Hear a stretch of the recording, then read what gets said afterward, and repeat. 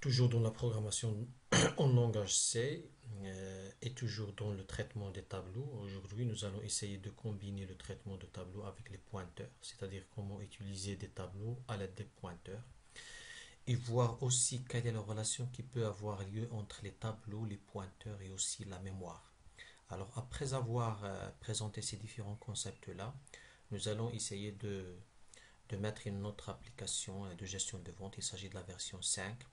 Et cette fois-ci, nous allons manipuler plusieurs lignes de commande pour créer une vente, tout en se basant bien sûr sur les pointeurs de données qui vont représenter les tableaux.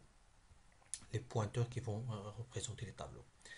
Alors, bien sûr, pour pouvoir suivre ce contenu de cette démonstration-là, il est préférable de consulter un ensemble de concepts que j'avais déjà présentés dans des démonstrations précédentes et surtout le traitement des données simples et les pointeurs et aussi le traitement des tableaux.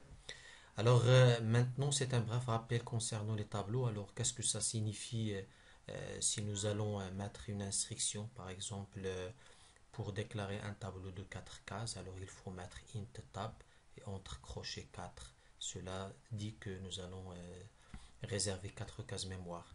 Alors les informations relatives à cette déclaration, bien sûr, je vais avoir une première adresse qui peut soit être appelée tab tout simplement ou bien l'adresse de tab de la première case tab 0. Et bien sûr les autres cases vont avoir bien sûr c'est une suite de la première adresse et à chaque fois je vais ajouter plus 4. Pourquoi? Parce qu'il s'agit d'un entier. Alors ici si je commence à 100, alors la deuxième case 104, la troisième 108 et ainsi de suite. Alors ça en ce qui concerne un petit rappel concernant l'allocation de la mémoire pour un tableau. Alors ensuite, bien sûr, nous avons déjà présenté les pointeurs sur des données simples, à savoir, c'est-à-dire pour une fois déclaré, euh, par exemple pour cette déclaration-là, double étoile A, cela signifie que nous avons créé un pointeur sur une zone mémoire de type double. Par exemple ici, pour utiliser les pointeurs, nous avons deux manières de faire. Alors à chaque fois faire cette déclaration-là, c'est-à-dire si on va faire une démonstration, bien sûr, après avoir supprimé le contenu de la vidéo précédente, donc je vais tout simplement vider bien effacer le code source. Et bien sûr, nous avons dit ici, on va déclarer un pointeur, par exemple ici double A. Alors qu'est-ce que ça signifie? Ça signifie ici que je vais avoir une adresse de A. Aussi, je vais avoir une information. Ici, je vais avoir un étoile A. Alors ici, bien sûr, suite à cette déclaration, jusqu'à maintenant, je ne peux pas faire A égale à 4. Pourquoi? Parce que je vais essayer de mettre une valeur dans une zone mémoire qui n'existe pas. Parce que cela dit que je vais mettre dans la zone pointée par A, je vais mettre la valeur 4. Par contre, jusqu'à maintenant, A ne pointe sur aucune valeur. Alors si on va essayer d'exécuter, bien sûr, maintenant notre programme est bloqué. Pourquoi? Parce qu'on essaie d'écrire sur une zone mémoire qui n'existe pas. Pour cela, il retourne une valeur négative. C'est pour dire que notre programme contient un problème. Alors, bien sûr, pour pouvoir faire cette instruction-là, il faut que la A a une valeur déjà. Donc, bien sûr, je ne peux pas modifier cette valeur-là parce que c'est une valeur à lecture seule et elle représente l'adresse de notre tableau. Par exemple, ici, je peux mettre égal à 400, alors qui sera généré aléatoirement pendant l'exécution. Donc, cette valeur, je ne peux jamais la modifier. Par contre, je peux modifier cette valeur-là, c'est-à-dire A égale à, par exemple, il y a deux manières de faire. En fait, l'objectif, c'est que je vais attribuer à A une adresse d'un double. C'est ça le plus important parce que cette adresse-là, elle représente la zone pointée par A. Donc cette zone pointée, elle est récupérée de deux manières.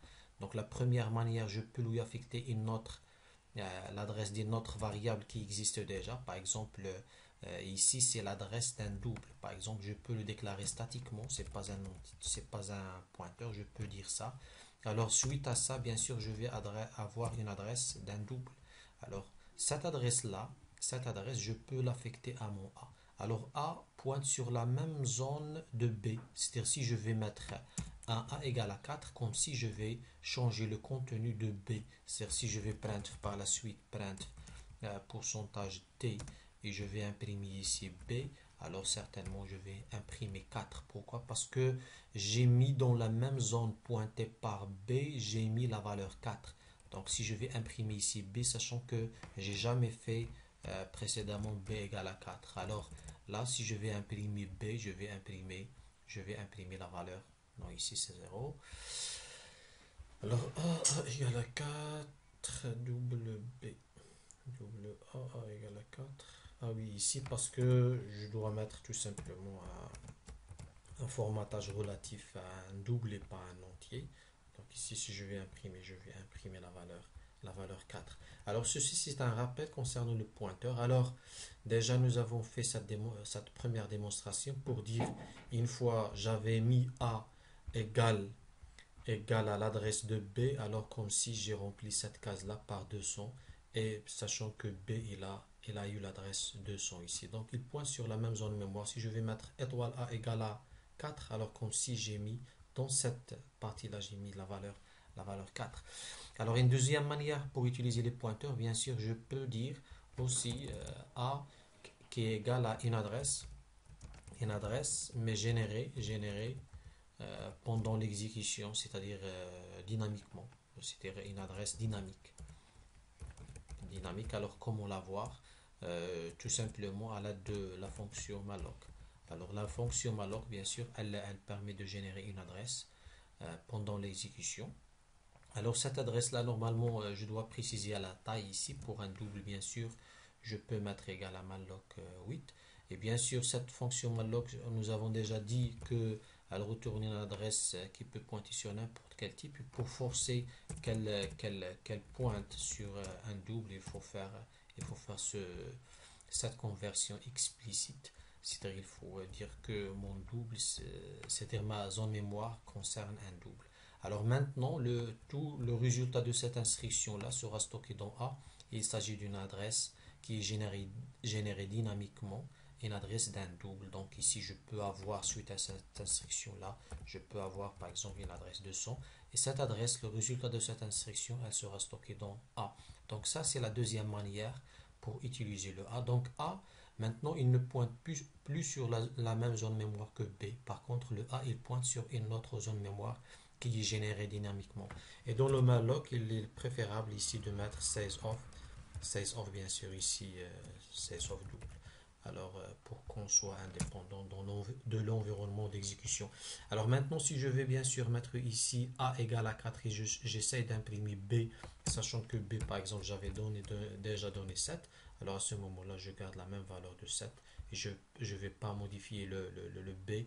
Par contre, si je vais mettre ça en commentaire, ou bien même sans le mettre en commentaire, je peux mettre ici A égale à l'adresse de B, alors comme si j'ai écrasé déjà le contenu de cette adresse-là. Le contenu de ça, je l'ai écrasé par ça. Donc le A, il ne pointe plus sur cette zone mémoire qui est générée dynamiquement. Par contre, maintenant, il pointe sur ça. Alors il pointe sur la même adresse que B. Alors maintenant, si je vais changer le A, le contenu de A, alors certainement je vais modifier le contenu de B. Alors ici, au lieu d'afficher 7, je vais bien sûr afficher la valeur 4.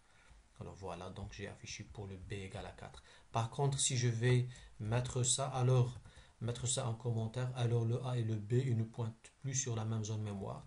Donc, si je vais changer le A, je ne vais pas changer le contenu de cette adresse-là.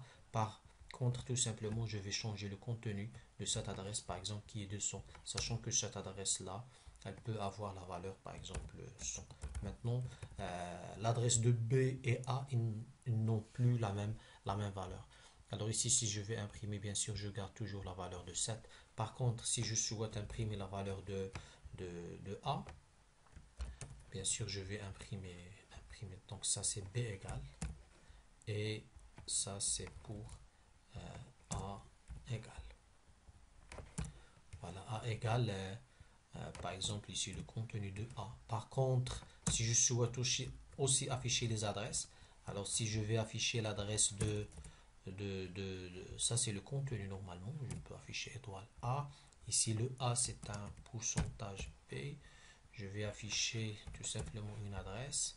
Et je peux afficher l'adresse aussi de B, donc le B. Voilà, le B est égal à, ici c'est l'adresse de B.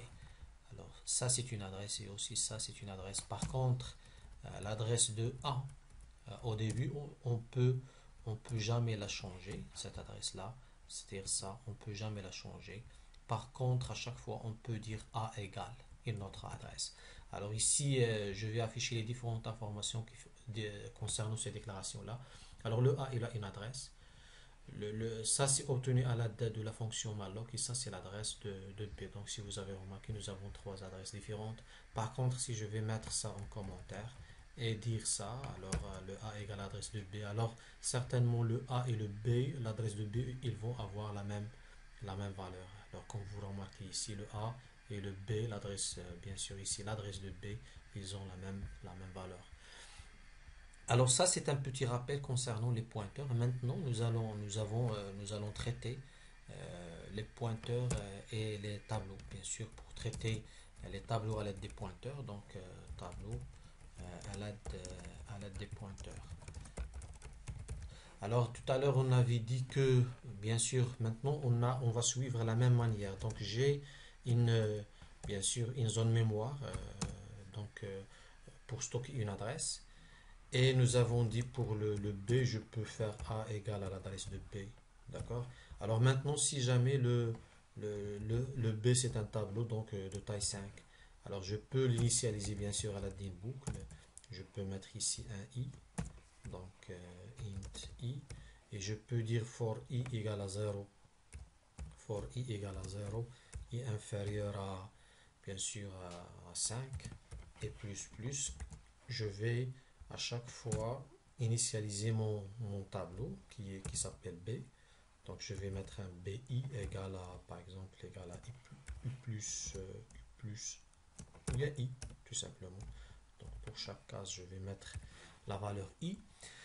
Alors ici, j'ai initialisé le contenu de mon tableau et par la suite, parce que A c'est une adresse, A c'est un pointeur sur une adresse. Alors il peut contenir une adresse. Alors ici, puisque le B, nous avons dit c'est un tableau, alors sa première adresse c'est exactement tab. Ou bien ici, notre cas, nous avons déclaré int B, alors c'est exactement B. Alors qu'est-ce qu'on va faire si nous allons mettre A égale à B comme si nous allons pointer sur la première case. C'est-à-dire ici, le A, il pointe sur cette adresse-là. Alors, pour le même cas pour les tableaux, donc si j'ai un double étoile A, donc je vais juste changer le B pour avoir la même chose dans la démonstration. Alors ici, je vais mettre tab pour dire un tableau. Alors là, je suis face à cette situation-là, c'est-à-dire j'ai déclaré un double étoile A qui est capable de stocker une adresse et j'ai déclaré un tableau et je l'ai initialisé par des valeurs. Alors maintenant, si je vais mettre A égale à tab, quelle est l'adresse de A? L'adresse de A, c'est celle-là, elle va rester la même. Et bien sûr, A égale à, parce que j'avais déjà mis A égale à tab, alors certainement le A va égal à cette valeur-là qui est 100, si jamais le tab égale à 100. Alors ici, si je vais tout simplement mettre A égale à tab, et on va afficher les différentes informations relatives à cette instruction-là. Par exemple, pour afficher déjà les adresses. Alors, pour afficher l'adresse, bien sûr, je vais afficher l'adresse, bien sûr, de A. Ensuite, je vais afficher l'adresse de ça. C'est aussi une adresse, A égale. Et bien sûr, je vais afficher l'adresse. Ici, je vais afficher deux adresses. Alors, je vais afficher l'adresse de A et ensuite, je vais afficher A. Bien sûr, ici, c'est un virgule, pas point virgule. Alors là, c'est un premier affichage et je retourne à la ligne, à la fin. Bien sûr, pour afficher les informations relatives à int, tab B, bien sûr, ici, est-ce que je fais un double ou bien je vais faire double. Alors ici, pour garder la même chose.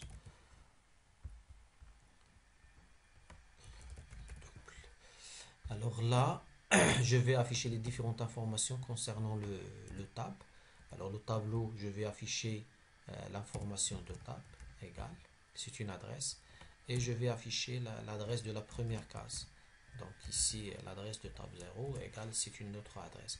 Alors ici, je vais mettre tab et je vais mettre bien sûr l'adresse de tab 0. Et nous avons déjà dit dans une démonstration précédente que tab 0, l'adresse de tab 0 et tab, ils ont la même valeur. Alors ici, je vais afficher une adresse, bien sûr deux adresses qui sont identiques. Et bien sûr, après avoir fait cette instruction-là, c'est-à-dire mettre A égale à tab, certainement, l'adresse de A, c'est une valeur différente parce qu'elle est obtenue ici. Donc, je vais la voir suite à cette instruction-là, qui va donner lieu à adresse de A. Donc, il va avoir une valeur. Par contre, le A ici, parce que j'ai mis A égale à tab, alors il va recevoir la même valeur que celle-là. Donc, si je vais exécuter maintenant, je vais avoir le résultat suivant. Si vous avez remarqué, j'ai tab qui est égal déjà à tab 0, donc c'est identique. Ici, l'adresse de A, bien sûr, c'est une autre valeur. Par contre, le A égale exactement à la valeur de tab. Alors maintenant, après cette instruction-là, qu'est-ce que j'ai fait? Je connais, à partir de A, je connais l'adresse de la première case. Maintenant, si je souhaite afficher le contenu, si je souhaite, par exemple, mettre A égale à 5, alors qu'est-ce que je vais mettre suite à cette instruction-là, sachant que la première case de mon tableau suite à cette boucle-là, j'ai déjà dans tab 0, qu'est-ce que j'ai? Bien sûr, j'ai une valeur qui est égale à 0. Parce que j'ai mis pour i égale à 0, i inférieur à 5, tab i égale à i, donc tab 0 égale à 0. Donc suite à cette instruction, bien sûr, je vais avoir tab 0 égale à 0. Et si je vais imprimer ici un contenu, qu'est-ce que je vais mettre? Alors si je vais bien sûr afficher le contenu de tab 0. Donc tab 0, c'est un contenu de type, bien sûr, de type double. Alors si je vais mettre ça. Bien sûr, je peux même afficher le contenu de 1. Donc tab 1. Sinon, je peux utiliser une boucle pour afficher tout le contenu. Par contre, moi, dans ma démonstration, déjà ça c'est suffisant. Alors, je vais mettre ici 2.f, point de f, bien sûr. Et ensuite, ici, afficher le contenu de la case 0 et le contenu de la case 1. Alors ici, j'ai mis A égale à tab. Donc, A et tab, ils ont la même adresse. Alors, cette instruction, qu'est-ce qu'elle signifie? C'est-à-dire changer le contenu de cette adresse-là. C'est-à-dire, de manière identique, c'est changer le contenu de cette adresse. Donc, si je vais mettre étoile A égale à 5, comme si j'ai mis tab 0 égale à 5.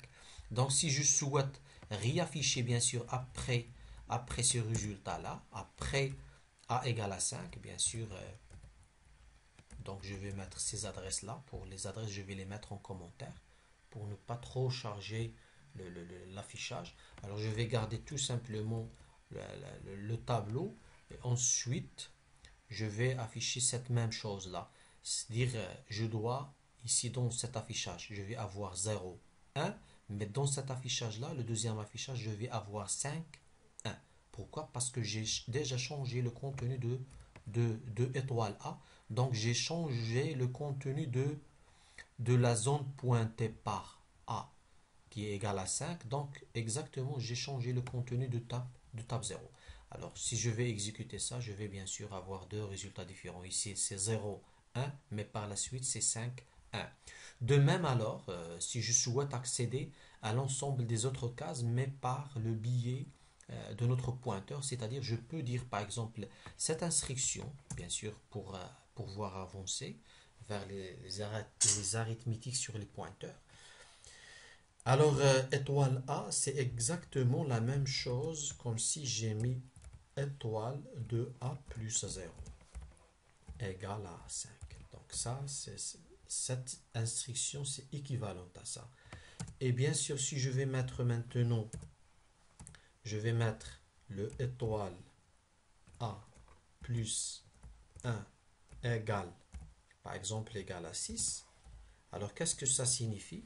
Ça signifie que à partir de la première, l'adresse de A, plus 1.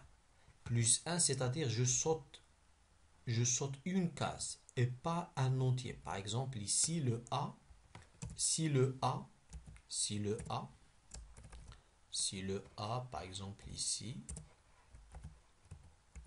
non, si le A égale à, par exemple, 100.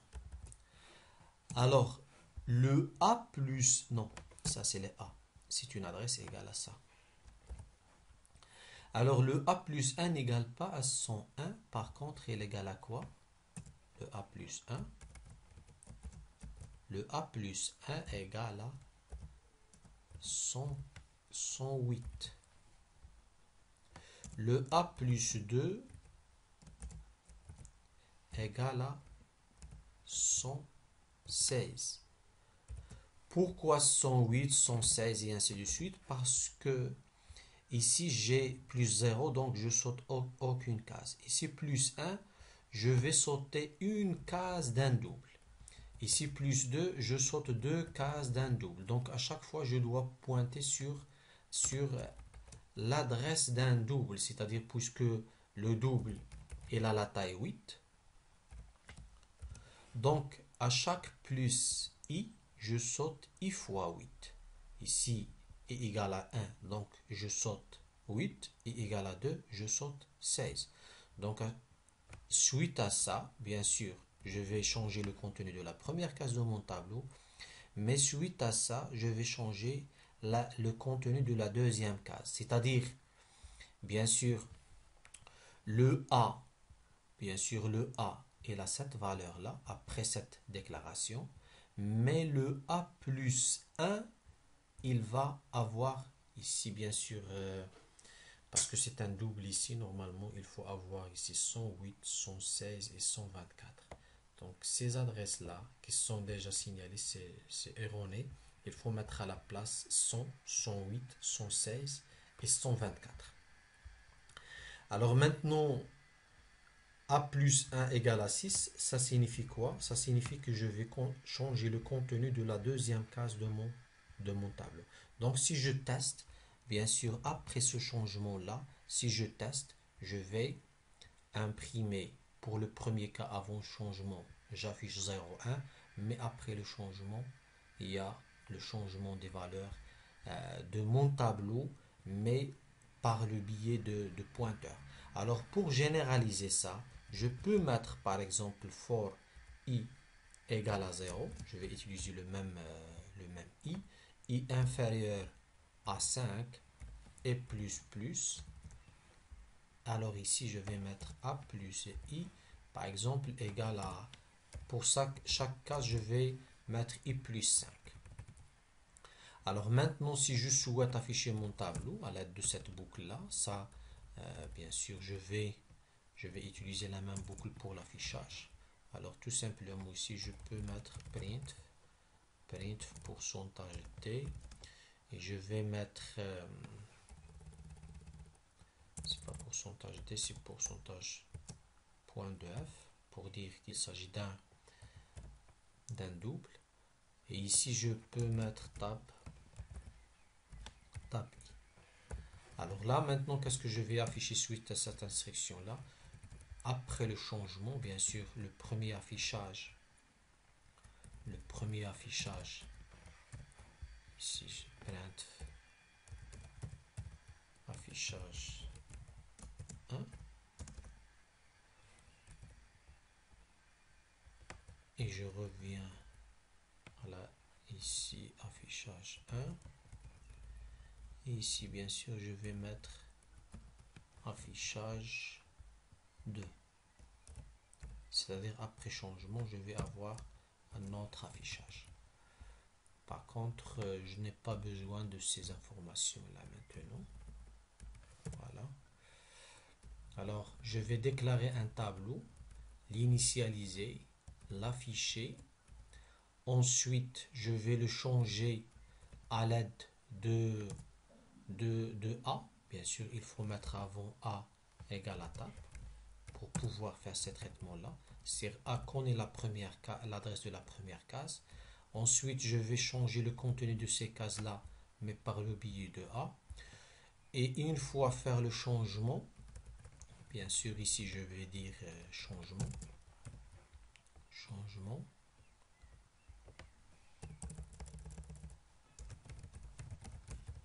Changement. Une fois le changement exécuté, je vais faire le deuxième affichage. Et le deuxième affichage, bien sûr, va afficher le résultat attendu, c'est-à-dire le résultat de mon tableau modifié. Alors ici, for i, alors est-ce que je n'ai pas déclaré le i? Non. Alors ici, il manque un point virgule, print, voilà. Ici, la même chose, il manque un point virgule. Ici, bien sûr, il manque un point virgule. Alors si je vais exécuter ça, bien sûr, la print,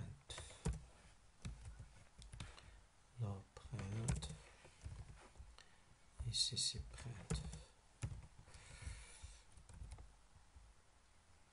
Alors maintenant, affichage 1, je vais avoir, ici il faut mettre des espaces, bien sûr, entre chaque affichage.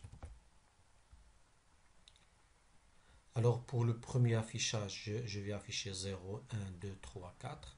Mais après changement, je vais, bien sûr ici la même chose, il faut faire un deuxième. Voilà, après changement, je vais afficher 5, 6, 7, 8, c'est-à-dire chaque case plus 5. Donc ça c'est plus 5, ça c'est plus 5 égale à 6, plus 5 égale à 7, et ainsi de suite. Alors là, nous avons montré comment changer le contenu de notre tableau, mais par le biais d'un pointeur, puisque A et B ils pointent sur la même case mémoire. Par contre, maintenant, si je vais mettre, comme les types, comme le cas des pointeurs sur une adresse, une seule adresse, alors si je vais mettre maintenant A égale, au lieu de A égale à table, je vais mettre A égale à double. Et je vais allouer l'espace mémoire size of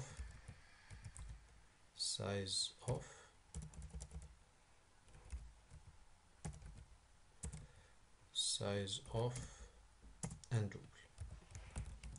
Alors qu'est-ce que ça signifie cette déclaration là? Je vais réserver l'espace mémoire suffisant mais pour un seul double. Alors ici maintenant le A et le tab ils pointent plus sur la même chose.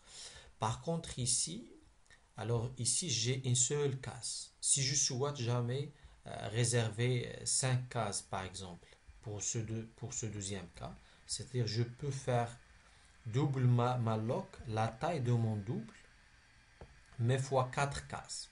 Et si j'ai besoin de 5 cases, à ce moment-là, je vais avoir 8 fois 5. Donc 16 of double fois la taille, bien sûr, à préciser. Si je vais mettre ça fois, par exemple ici fois 5, alors j'ai réservé 5 cases mémoire contiguë pour stocker des doubles. Et ici, qu'est-ce que je retourne? Je retourne juste l'adresse de la première case. C'est-à-dire, suite à cette instruction-là, je vais, bien sûr, si je vais mettre A égale à double malloc, cette valeur-là, alors le résultat de cette instruction-là sera stocké dans A. C'est quoi le résultat de cette instruction? Tout simplement l'adresse de la première case d'un autre ensemble de cases mémoire, qui n'est plus référé maintenant par tab, parce que tout à l'heure, dans la partie précédente, nous avons déjà un tab qui concerne un ensemble de cases mémoire. Et ces cases mémoire-là étaient référées par tab. Mais maintenant, ces cases mémoire, ils ne sont plus référés par tab. Et ce résultat-là sera stocké dans A. Donc A maintenant égale à 100.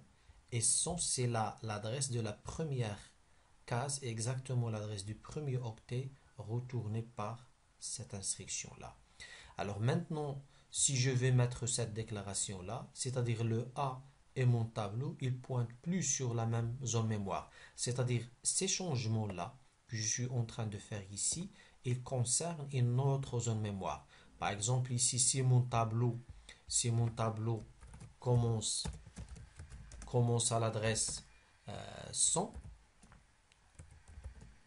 alors maintenant le A, il va commencer pas à 100, parce que je ne vais pas mettre A égale à table, mais il commence à une autre adresse, par exemple 7000. Alors ce 7000 là, et le résultat de cette instruction-là que représente l'adresse du premier octet. Alors maintenant, si je vais faire ce changement-là, je suis en train de changer où? Je suis en train de changer les cases à partir de cette adresse-là et pas à partir de cette adresse. Donc si je vais encore afficher le contenu de mon tableau, qu'est-ce que je vais afficher? Je vais bien sûr garder les mêmes valeurs précédentes, c'est-à-dire voilà, ça il faut faire juste un étoile ici pour dire qu'il s'agit d'une adresse. Alors là, maintenant mon tableau il garde ces mêmes valeurs. Pourquoi? Parce que mes changements concernent autre case mémoire. Et si je souhaite bien sûr faire un affichage de mes entiers ou bien de mes doubles relatifs à mon A, alors je vais utiliser ça. Je peux faire ça. Par exemple, ça, euh, cette instruction-là, ou bien cette déclaration, elle concerne les cases identifiées par A. Donc ici, je peux afficher les adresses relatives dans le troisième affichage. Je vais bien sûr afficher le contenu de mes cases mémoire référencées par A. Parce que le pointeur, c'est exactement la même chose qu'un tableau. Alors, soit j'utilise ça, cette déclaration-là, ou bien je peux déclarer, c'est-à-dire je peux accéder à chaque case à part et dire voilà le contenu de chaque case mémoire. Donc, je peux aussi faire cette manière-là pour afficher le contenu de mon, de mes cases mémoire référencées par l'adresse A. Alors, je peux aussi faire ça. Donc, ça, c'est le même résultat. Comme pour les tableaux aussi, au lieu de faire afficher tab i, je peux faire plus i. Et bien sûr, je peux afficher leur contenu à l'aide de étoiles. Donc, cette manière-là. Alors, dans le deuxième affichage, je peux avoir le même résultat que tout à l'heure. Voilà. Et pour initialiser le tableau aussi, je peux faire cette manière-là, c'est-à-dire je peux à la place de tab i, donc je peux faire plus i ici, bien sûr plus i, et le contenu de chaque case mémoire sera égal à i. Donc cette déclaration, elle est équivalente à ça, à cette déclaration-là. Alors ces deux déclarations sont équivalentes. Alors ça représente la relation entre bien sûr les tableaux et les pointeurs. Si j'exécute, bien sûr, je vais avoir la même chose. Et bien sûr, pour maintenant faire autre chose, c'est-à-dire je peux avoir un double, par exemple, une adresse, ou bien qui peut pointer sur une adresse. Alors je peux dire pointeur ici. Ce pointeur-là, il reçoit une adresse. Donc soit il reçoit A, comme il peut recevoir tab, euh, comme il peut recevoir l'adresse d'une seule case. Par exemple, ici, je peux avoir l'adresse de tab 3, de tab 4, bien de tab 3. Alors ici, mon pointeur, il connaît bien sûr, dans ce cas-là, si je vais utiliser seulement cette instruction-là, je peux accéder à l'ensemble des contenus relatifs à la première adresse concernant A. Et si c'est pareil, je peux accéder à l'ensemble des contenus relatifs à l'adresse référencée par tab. Par contre, ici, dans ce cas-là, je ne peux pas accéder à tab 0 et tab 1 et tab 2. Par contre, je peux accéder au contenu de la première case. C'est-à-dire je n'ai droit que de faire ça. Int i égale à 0. Alors le i, je l'ai déjà déclaré. Je vais mettre i égale à 0. I inférieur à quoi? Parce que ici, je vais connaître seulement deux cases.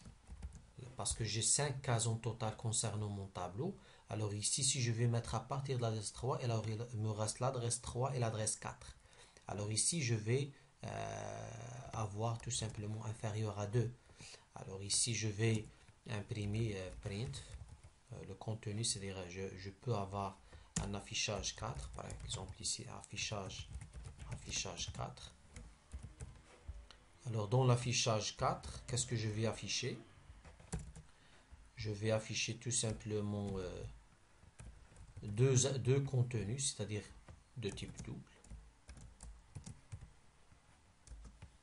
Et bien sûr, là, je vais mettre le contenu le contenu de pointeur,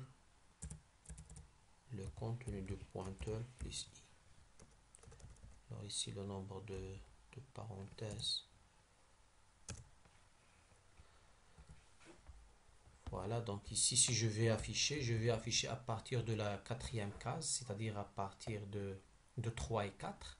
Donc 3 et 4, bien sûr, ils contiennent 3 et 4, les valeurs 3 et 4. Donc dans l'affichage 4, je vais afficher 3, 4. Voilà, 3 et 4. Par contre, je n'ai pas le droit de mettre ici inférieur à 5. Pourquoi? Parce que maintenant, je vais déborder sur les cases mémoire.